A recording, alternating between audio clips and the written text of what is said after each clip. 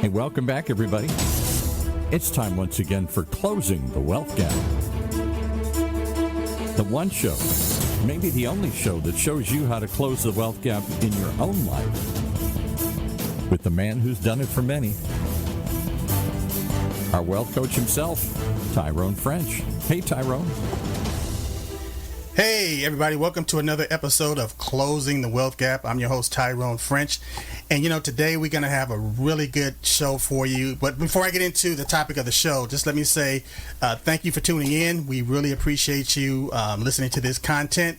What I'd like for you to do, if you have any questions, you can always email me at coach@tyronefrench.com. That's coach@tyronefrench.com. Or go to my website and check out tyronefrench.coach.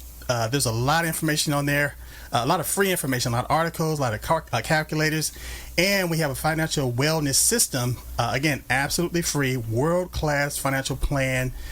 Check it out.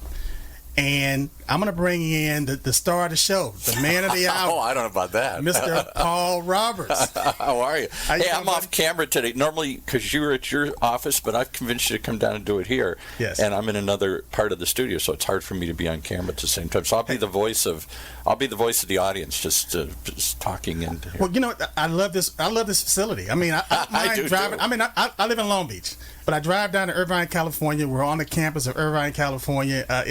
It's a nice drive. It's a beautiful venue.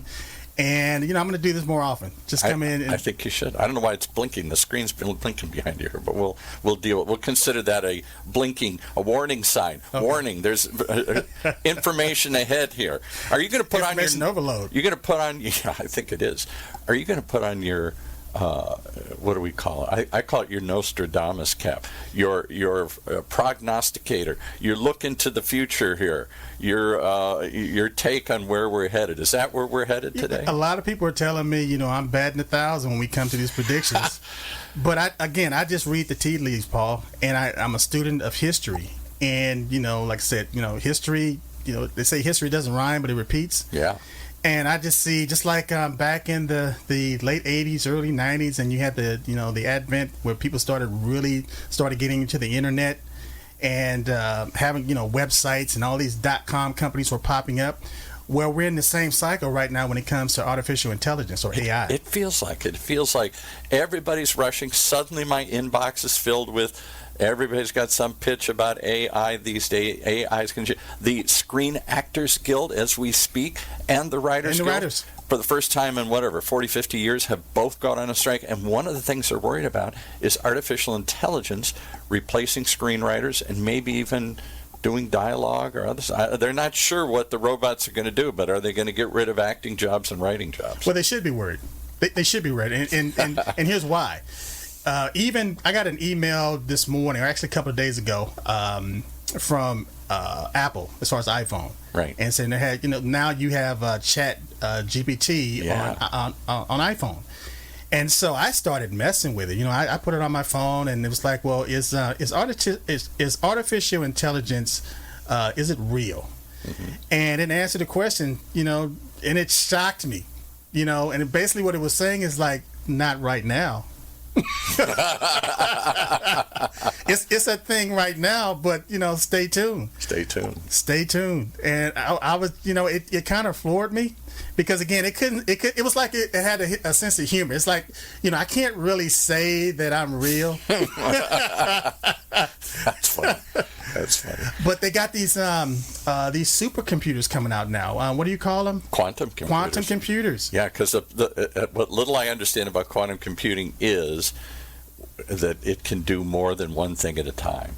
So it can do maybe two things at a time, and that's been a big breakthrough of computers like anything. Not just two things at a time, multiple things at a time. Yeah, right. So a computer is as fast as it can go. It still only does one calculation. It calculates this. 0 and 1, 0 and 1. That's all it does. So it's a real fast sequence of one at a time. But if you can do two things at a time, if you can think three things or a million things at a time, wow, the multiplication that has. It's kind of like a leap between DC and AC current. There you go. DC was limited. AC was universal. Same thing with computers. When I look at computing power, it's the difference between ones and zeros, or with let's say electronics. Right. You have a series circuit, and you have a parallel circuit. So quantum computers are going to be like that parallel circuit where it just multiplies itself. Yeah. And so now you link that with artificial intelligence, and you link it with these robots. Give you an example. I was watching LinkedIn this morning, and it's one of these influencers that happened to pop in the Panera Bread and made a video saying, hey, look, the people are gone. And so now you line up, and there's a station where you punch in your order, and there's minimum people in the background that's filling those orders. Yeah. Unbelievable. There was a burger shop somewhere in Orange County. I don't know if it survived the pandemic, but it was they were trying to get us to do a story on it, and it had robot burger flippers, or whatever you call it, the people, the cooks. And so it was a little machine, and it flipped the burgers over and did it. There was no fry cook in the back. Without the attitude. Yeah. Without getting sick, without calling in sick, without family emergencies and things like that. And I go back to that movie on Top Gun. For me, this is the philosophy of the show. When the admiral, 2-star admiral, was telling Tom, Maverick, right, the end is near. Yeah. For old breed like you guys. For you here. pilots, we have drones now. We don't have to feed them. We don't have to worry about them getting enough sleep. We don't have to worry about them drinking before they fly. Yeah. So he was like, Maverick, the end is near. You're a dinosaur. Yeah. And Maverick looked at him. He said, yeah, maybe so, but not today. Not today. So that's the hope. AI is coming, and it's going to take over many industries, but not today. This is the opportunity where you need to prepare yourself to make sure that you don't become obsolete. Will it give everybody unlimited information power? Because now these robots will go and scrape the internet for you and find all the data that you couldn't find. And does it replace financial planners? Does it replace all sorts of advisors? Because now the robot will go tell you, write a report for you. And right now it has access to data, but it doesn't have access to the internet. And when it becomes, for me, when it gets access to the internet, that's when it becomes autonomous, and that's when it becomes self-governing.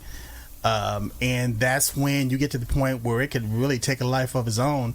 And it may do, based on its computing power, it may say, you know what, human beings are are the problem. That's it. Well, that's, you're laughing, but Elon Musk has said stuff like that, like maybe if this is really not a good thing, we're creating our own demise. We're going to build the machines like all these horror movies that will take over the world here. So to touch on what you mentioned about, will it take over financial planning or coaching? I can't see where it's going to take it over completely. But I can see where it will. You'll get to the point where you don't have to worry about a sales process. You don't have to worry about a sales cycle or the financial planning cycle. All of that's going to be done. But people are still going to need that interaction as far as that human touch. And somebody's got to make sense of the data. Somebody still has to analyze. Somebody still has to predict. Or somebody has to make it make sense to you. Yeah. That's the connection. Connect the dots. You can write a report for me, and I say, okay, great, I got all the details now, but I still don't know what to do. Is it going this way or is it going this way? You gave me the indicators, you gave me the trends, you gave me the data, but I still need somebody to interpret the tea leaves. Even driving into the studio today, and I'm using my navigation, and when I'm on Bice and I'm getting ready to turn out to California, and my GPS is telling me to make a legal U-turn. Make a legal U-turn. Turn around. I knew exactly where I was going. I knew where the building was. Right. But my navigation was telling me to make a U-turn. So guess what I did? Right. I disconnected it because I knew where I was going. Yeah, right. Imagine you're dependent on this system and you don't have a clue where you're going. Imagine you don't have a steering wheel. Maybe the machine's just fully autonomous. There are ones driving around campus. I saw one the other day. I don't know which department here is experimenting, but you see them, and they pull up and they have the giant globe on the top of the thing, which is the autonomous. Yeah, they're doing the mapping. Yeah. Right.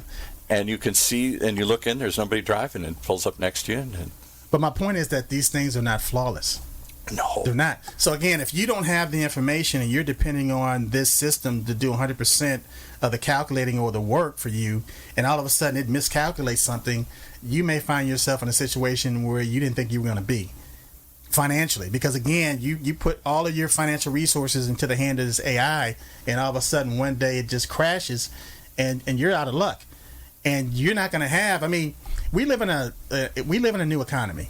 I call it's a gigged economy. If you don't think so, just Google what the new gigged economy is. Yeah. And in this economy, you're on your own. That's the number one rule.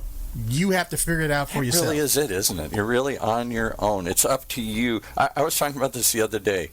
You know, the number of things I've had to take on and figure out how to do, how to connect things, how to fix things, how to run things, how to do things. In the old days, somebody did it for me. But now, in the gig economy, you know, I got to learn. I got to be my own plumber. I got to be my own electrician. I got to be my own financial planner. I got to be my own doctor in many cases, because I only get a couple minutes with the doctor. That's what we were talking about it.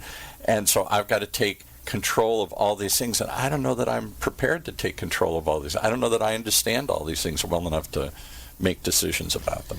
Well, here's the philosophy in the 21st century. Adapt or die. Yeah. Thanks. You're gonna sink or you're gonna swim. Thanks.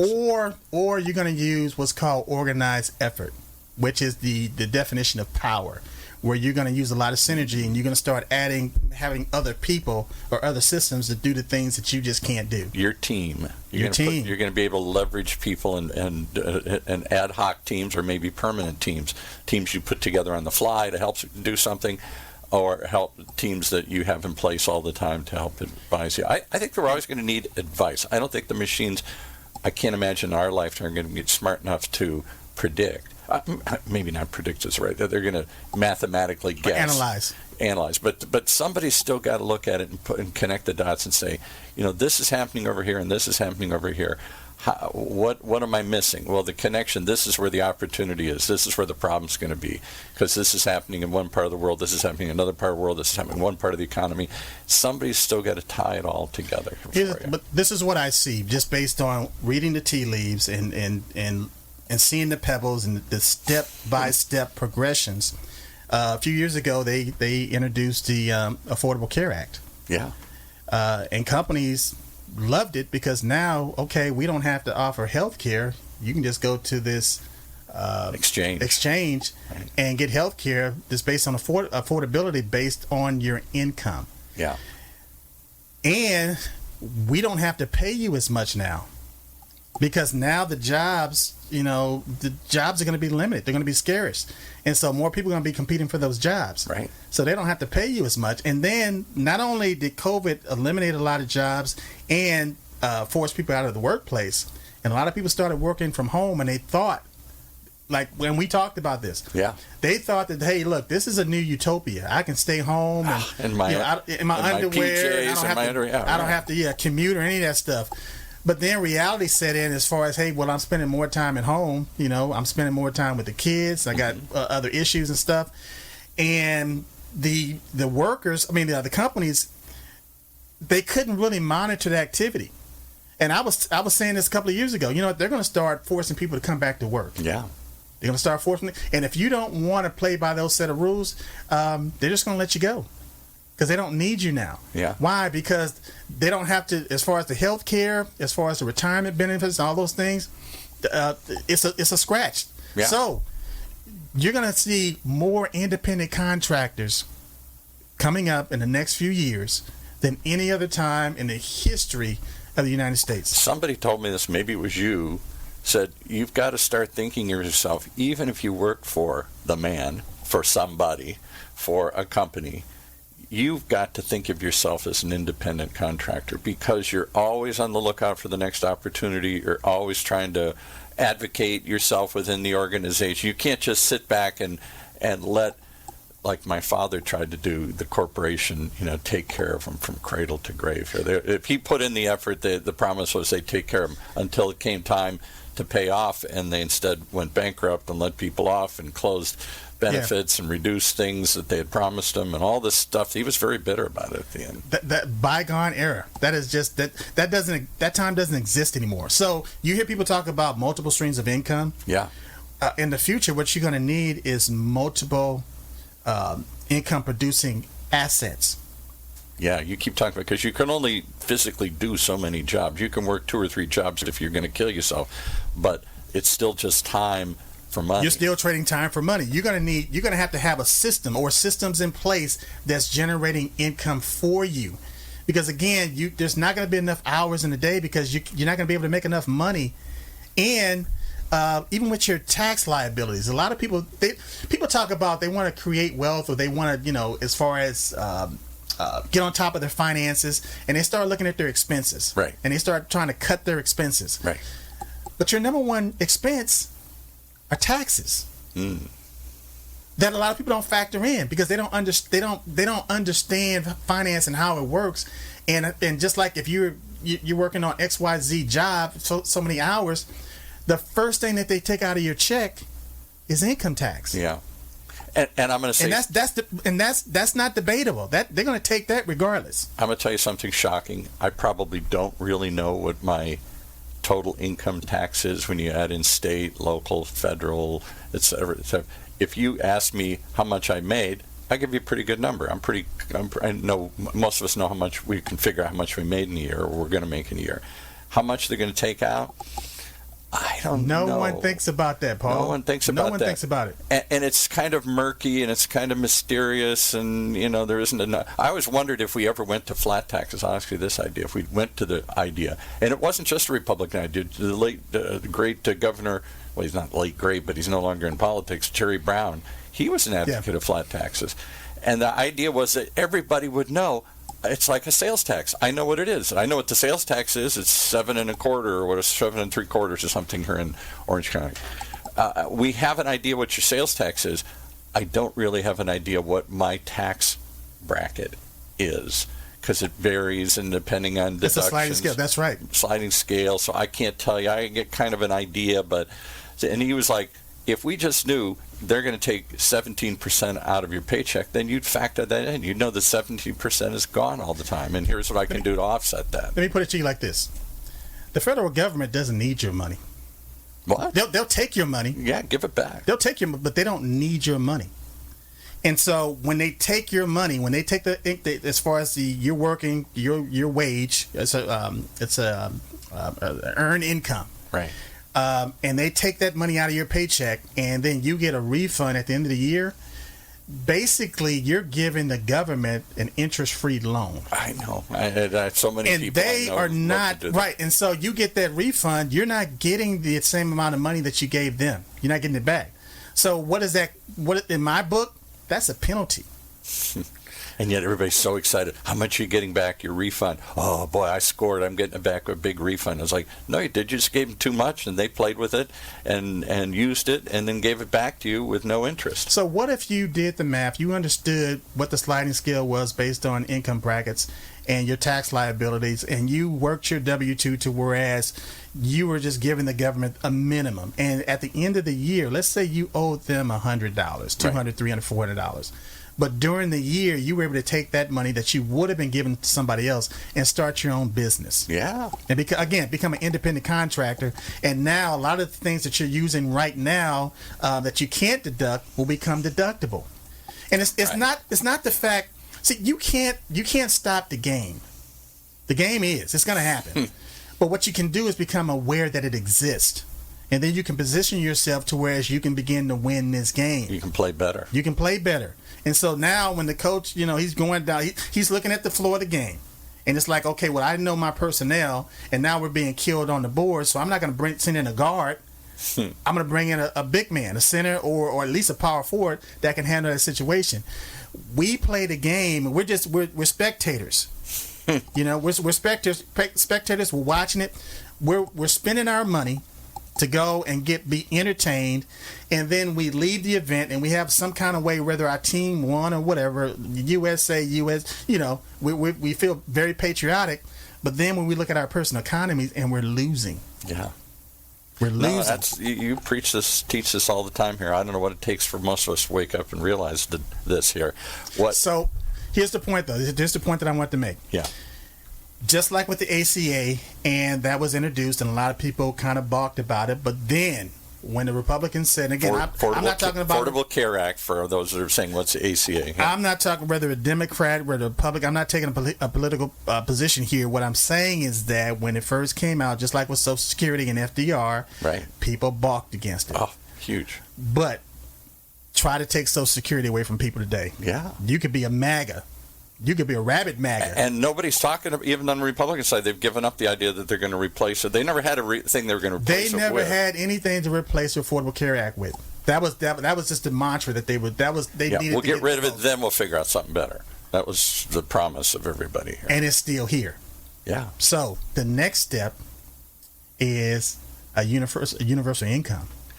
I was going to wonder if you're going to go there. It's floated around by a couple of fringe politicians, some not so fringe politicians, and this idea that maybe you get at a base, there's a base income that everybody's assured to get that's enough to survive. That's a pretty radical idea. That's not just welfare. That's an income. Social Security was radical. Yeah. The Affordable Care Act was radical. Medicare was radical. Medicare was radical. Medicaid, radical. Right. But I'm not going to say the problem. The issue is once you give the American people a benefit and they begin to use that benefit and they get used to it, it is hard to take it back. Hard to take it back, absolutely. So everything, there's a perfect storm, or the planet, all the planets are aligning, and we're getting to the point where the advent of that universal income is going to be a reality for a lot of people. As a matter of fact, they're already looking at it. I mean, some states are already, some cities are already implementing it. Yeah, some cities in California. So what's my point? You can't live off of that. But why not take that benefit and educate yourself, and now you have capital. You got working capital to start your own business on the side. Yeah. And now you can turn it 100%, 203, 500%. For me, I have friends that are in, they're heavily invested in the stock market. They love the stock market. I mean, this has been the biggest boom in the stock market. Yeah, for 10 years or something. Yes. And again, I don't have a problem with that, but the average stock market return is around 15% over a 10-year period. And analysts will tell you that. And they can tell you what it did in the past, but they cannot predict future returns. No. They can't do that. They'll go to jail. Well, it's all backward looking anyway. Their guesswork is based on what it did before. So they're predicting based on this, it's probably going to do this. So my point is, the number, when you're going to invest, is $10,000.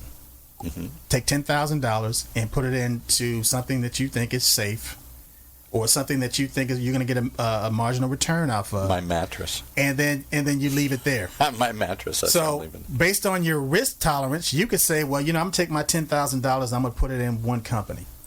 Or you can take $1,000 and put it into 10 different companies. Right. And 8 of them were dogs with fleas, but 2 of them made it. Yeah. That's the approach that right now people are getting with these AI companies that's popping up. And what they're saying is that if you invest X amount of dollars into this company, then the returns are going to be astronomical. But we're old enough to understand the .com era. Yeah. And the boom and bust cycle of the .com era. Everyone didn't hit. There were a lot of, what was it, what was the one had the puppet, the pet? Petco. Was it Petco? It wasn't Petco. They had the something about pet food. And I know. I can remember the puppet. I can see the commercial, but I can't remember the name. It was highly touted. It was big, huge, valuation, and the whole thing just went bust. It was something about internet delivery of pet food. So my point is, if you truly understand your own personal economy, why would you take $1,000 or $10,000 and put it in somebody else's company when you can start your own business? Yeah. And instead of getting a 15% annual return, you can get 100%, 200, 300, 400, 1,000% return. Plus the tax and write-offs. not annually, but monthly. And like you said, plus the tax write-offs. Yeah. When you understand, the problem is people don't know how to do it. And that's what this show is about. That's the purpose of this show, to provide coaching to assist you to get from point A to point B to point C to point D. But keep in mind, It's a blueprint. We already know what the house is going to look like. Yeah. We've already established everything. The plan is already there. We put it in your hand. What we're going to do now is walk you through the process so that you can get from point A to point B. What's the hesitation? Is it just knowledge, don't know how to do it, or is it the It's fear. It's fear. Yeah. I mean, we can analyze and theorize and prophesize 7 days a week, but it's going to go back to two things: fear, and the reason fear and desire are the two emotions that really drive human decision making. Yeah.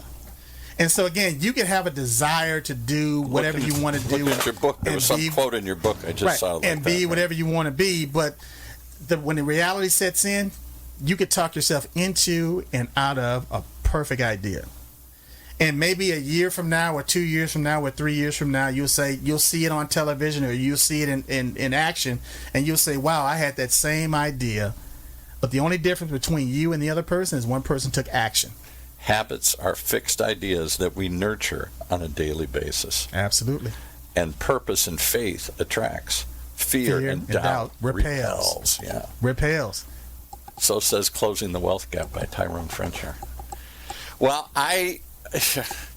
you're one step ahead of us again here. AI is suddenly, you come in today and you say, I'm going to talk about AI. I said, that's ironic because all of a sudden, AI is everywhere.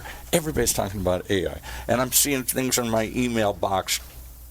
How to profit from AI, how to adapt to AI. The workers in the film industry have walked out fearing about AI. Let's get this out on the table right now. What are you going to use robots for, and what are you not going to use them for?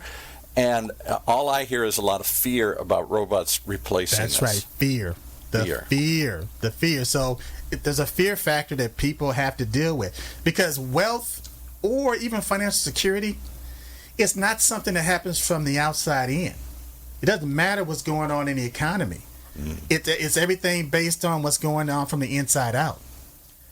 And that's what this show is trying to teach people, as far as, to be able to have a coach and to somebody to help you to start the process and to be with you every step of the way of the process. And then once you begin to see the improvement and the changes, I'll give you an example, like somebody going to the gym. And they first go in there. First of all, they don't want to go into the gym because everybody in the gym looks great. Yeah.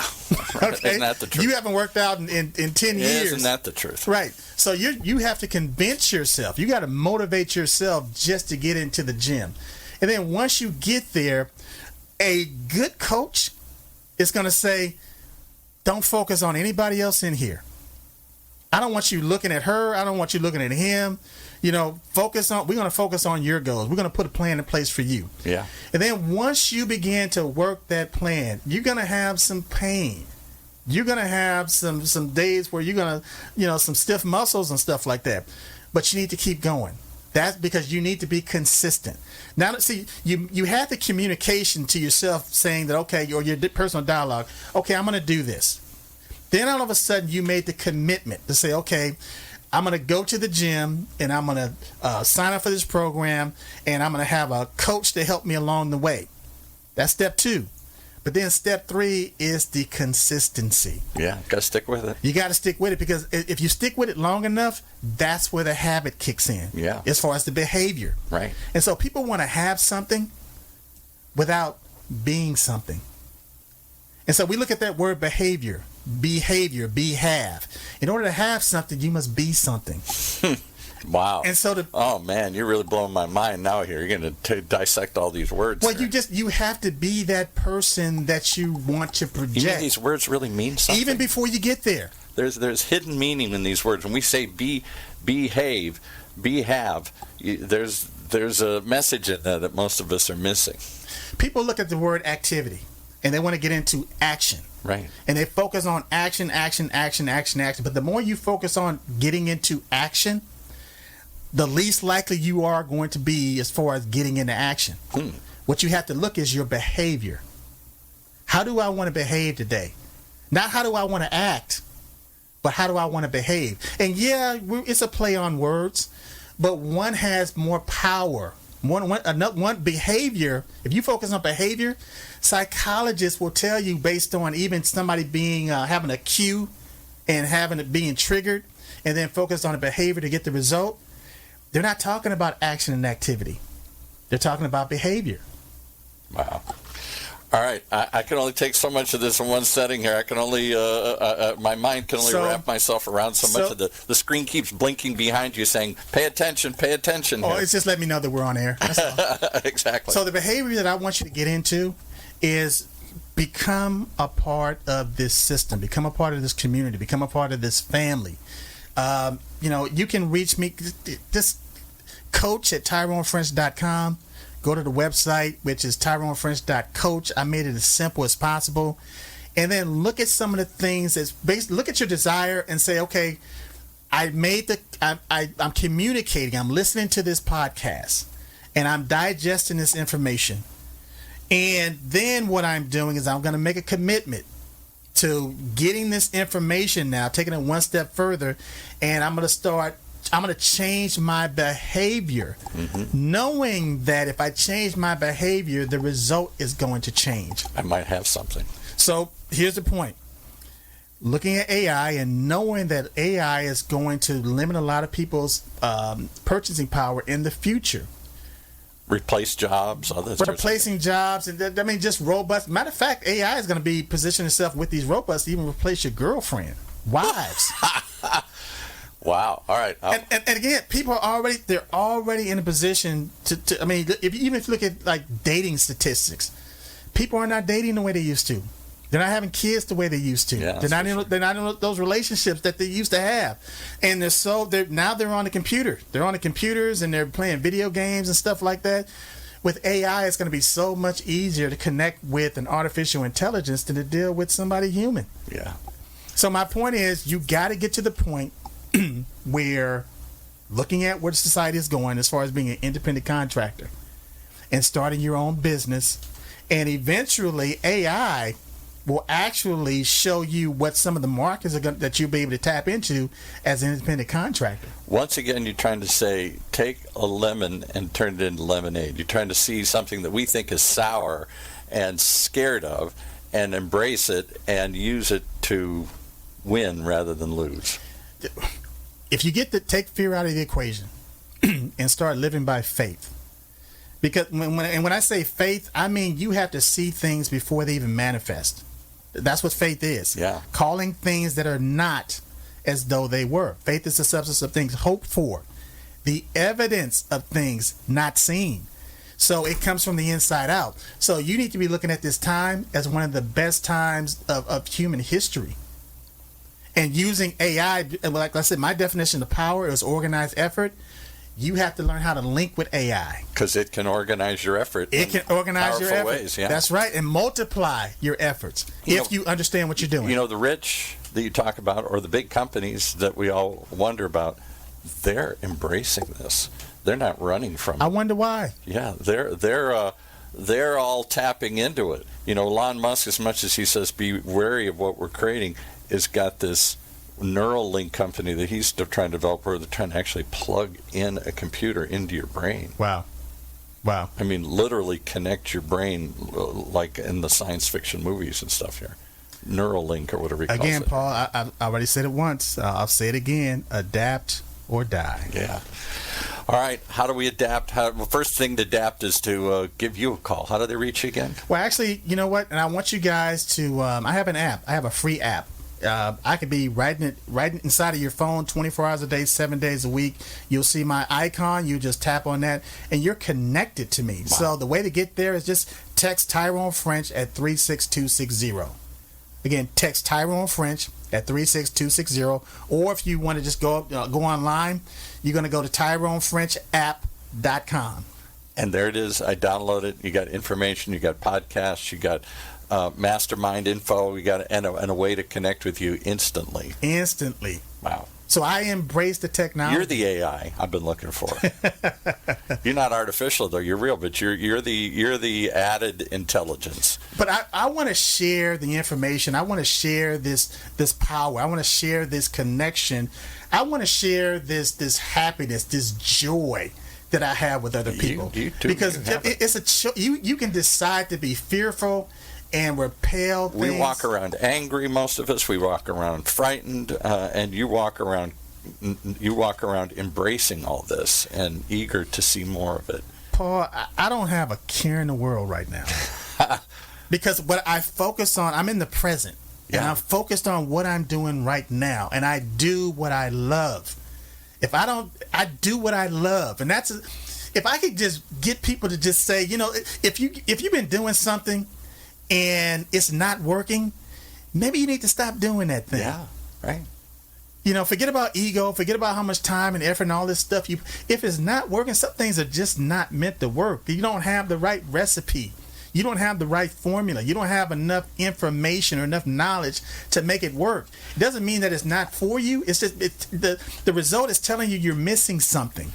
So I'm going to tell what everybody's missing. We're not just missing artificial intelligence, a robot in our life. We're missing added intelligence. That's the AI I hear today. We need some added help, Yes. added intelligence, and a team, because you can't make it through this world alone here. Well, I tell you what, if we decide to take HI, which is for me is human intelligence, Right. which is like you said, added intelligence, and combine that with AI, that's an organized effort. That's a combination that is unbeatable.